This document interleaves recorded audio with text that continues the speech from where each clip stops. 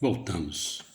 Então, aí a agente comunitária, ela cedeu o carro dela e nós fomos. O problema nem era tanto levá-lo em carro oficial ou não.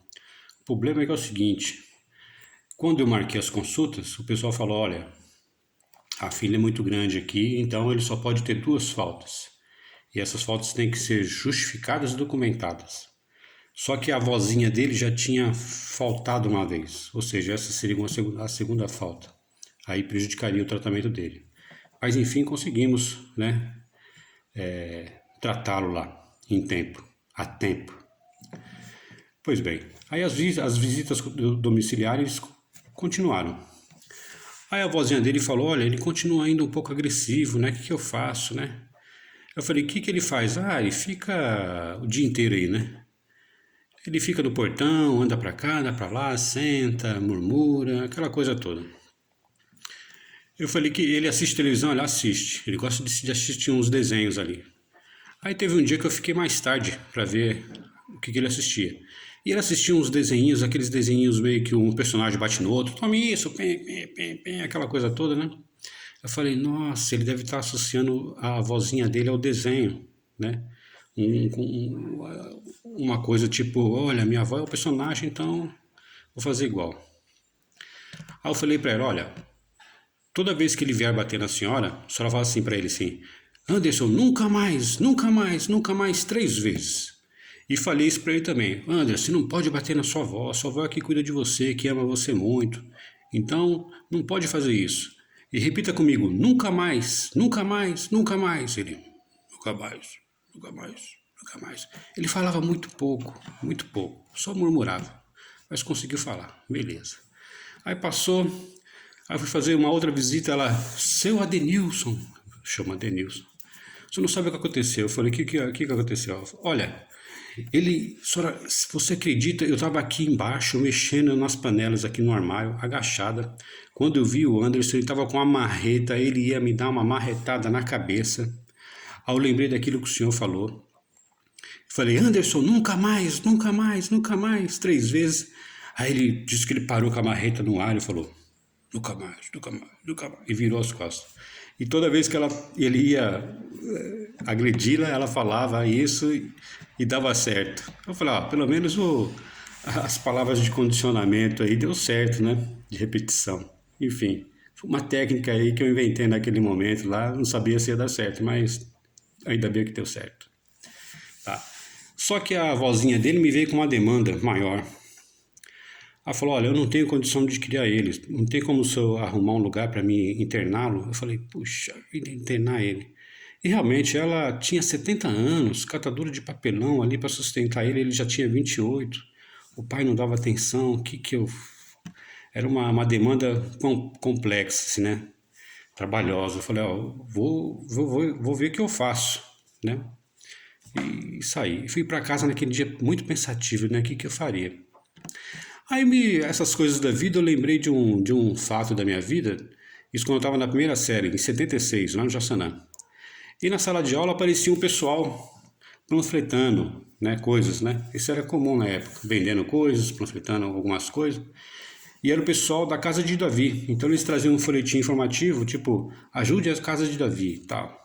E dava para todos os alunos. Só que nesse panfletim tinha uma foto dos meninos, todos deficientes, cegos, tudo ali junto. E aquilo me deixava assim, meio angustiado. Falei, nossa, essas crianças desse jeito, né? Aquela coisa, uns cabeção, outras aquela coisa, outros magrinhos, outros sem um braço, aquela coisa. Foto para chocar, né? E gozado que tempos depois, como assistente social, eu fui trabalhar na APAE.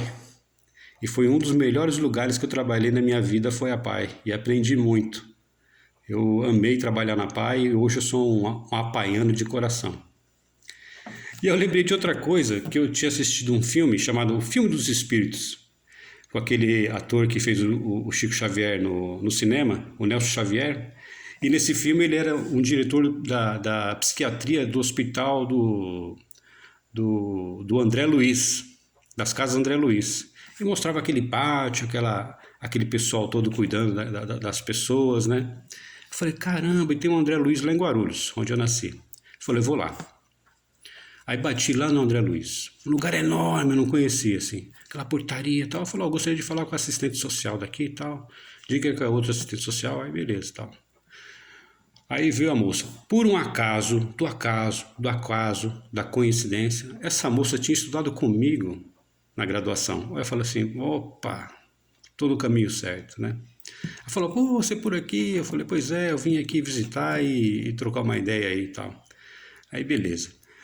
Mas eu falei, antes eu quero conhecer aqui todo o complexo, pode ser? Ela falou, opa, vamos lá, tal. E lá, gente, era enorme o André Luiz, muito grande mesmo. Um lugar, a energia lá era muito boa. Era não, é muito boa. Né? Arborizado, grandão. É diferente, a atmosfera assim é totalmente diferente. Me senti muito bem lá dentro. E sim, e muitas pessoas com deficiência física, mental. Vocês não têm ideia de tanto de gente que são atendidas lá dentro. São internadas lá, né?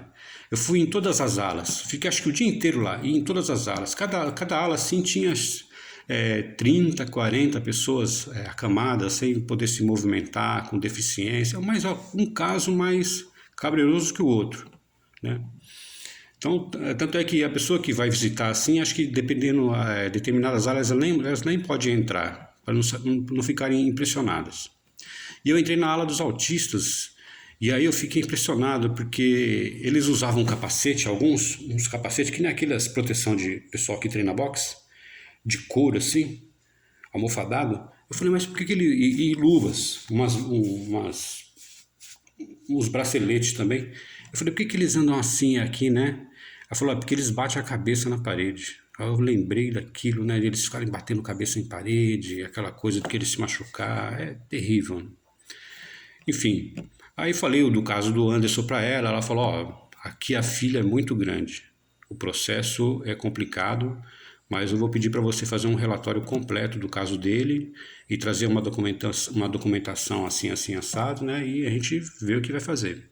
Eu falei, tá bom. Aí naquele dia fui para casa à noite e fiquei inquieto. Eu fiquei a noite inteira elaborando um relatório, a noite inteira, de tudo, do começo da história do Anderson, de quando ele era pequeno, foi abandonado, etc, tal, até os dias atuais, né? O CID dele, tudo, né? E beleza, fiquei ali a noite inteira fazendo isso assim com muito carinho e dedicação pro caso. Aí passou uns 2 dias, fui lá fazer uma visita para eles lá na casa deles e fui lá dar a notícia para a vozinha, o que tinha feito. O problema é que é o seguinte, ia passar uma semana disso, eu ia sair dessa empresa. Eu estava mudando de estado, então só ia ficar mais uma semana. Então o caso, eu não ia poder mais seguir esse caso. Então só tinha esse período para fazer esse relatório e tentar agilizar o que eu pudesse. Aí eu fui lá fazer uma visita para a vozinha, né? Entregar uma cópia do relatório que eu fiz, né? Ela já tinha me dado a documentação, eu tinha entregue lá no André Luiz, para eles fazerem o processo, né? Do aceite ou não. Enfim, ia ser um negócio complicado, porque geralmente lá as pessoas que estão lá realmente não têm um parente na vida. Ninguém, né? Que não era o caso do Anderson. Mas lá eles são abandonados assim de fato, não tem ninguém. Nasceu, foi para lá, ou piquititinho demais, e lá leva a vida adulta até morrer. Aí levei o relatório para ela, explicando todas essas possibilidades, né? E esses entraves que poderiam acontecer, ela entendeu e tal. Falei, mas é isso.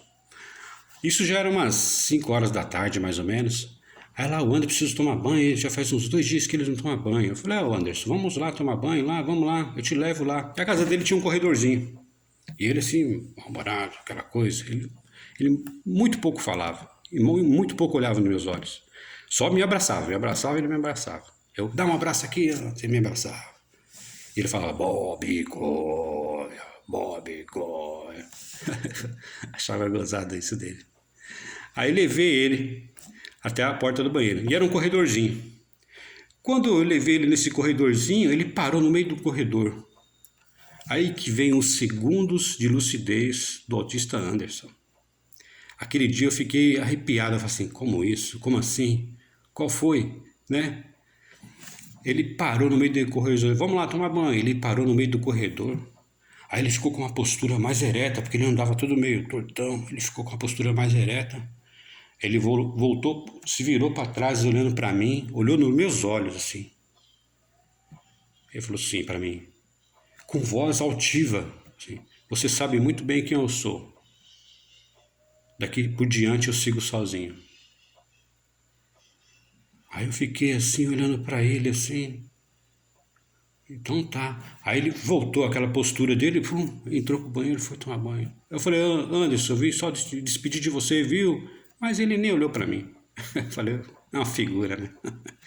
Ao sair, despedi da vozinha e falei, olha, o que eu pude fazer tá feito aí. Eu desejo para a senhora boa sorte, né? E, enfim.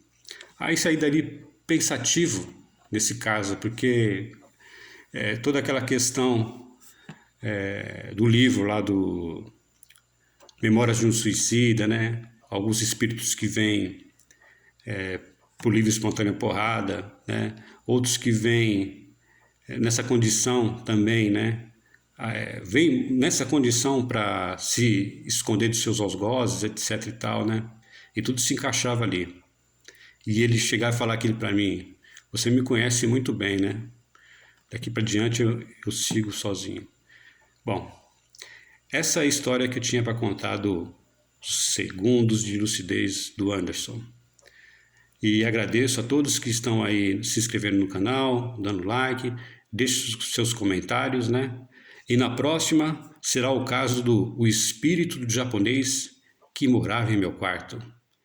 Fiquem em paz.